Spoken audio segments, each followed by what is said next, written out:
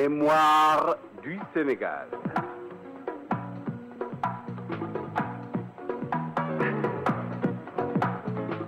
Mémoire du Sénégal de 1455 à nos jours.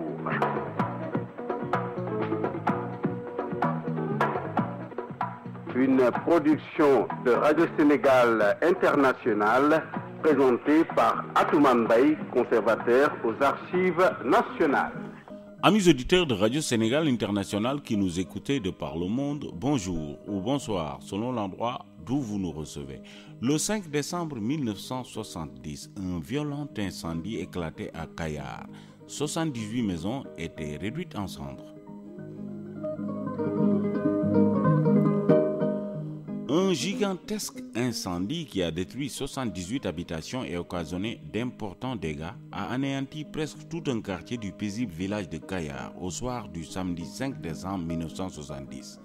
Kayar, village touristique qui s'étire au bord des flots de l'océan Atlantique et que des milliers de touristes viennent visiter tout au long de l'année pour y assister surtout au fameux retour des pêcheurs, car Kayar est l'un des plus grands centres de pêche de la région de Thiès. Il était 18h ce jour-là, la lune commençait à poindre à l'horizon, jetant sur les vagues qui se formaient au loin une sorte de lumière diffuse. Soudain, au moment où l'on se préparait à la prière du Maghreb, une étincelle jaillit d'une case qui, semble-t-il, était inhabitée. Aussitôt, de case à case, le feu se propagea avec une rare violence. Ce fut la panique au sein de la population qui sortit des maisons, qui avec un seau d'eau, qui avec des pelles pour s'attaquer à l'incendie.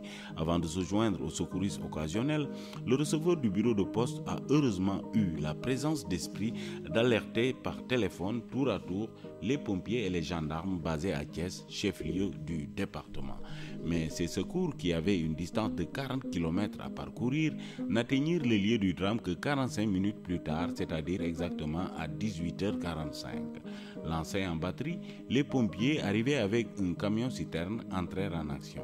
La lutte qu'ils engagèrent contre le feu, aidés par les gendarmes et la population, ne se terminera que vers 23h. Le réserve d'eau s'étant plusieurs fois épuisé, il leur a fallu parcourir les 25 km qui séparent Kayar de l'usine de fibrociment située près de Sébikotane pour se ravitailler. En effet, le village de Kayar ne disposait à l'époque d'aucun point d'eau pour l'approvisionnement des pompiers.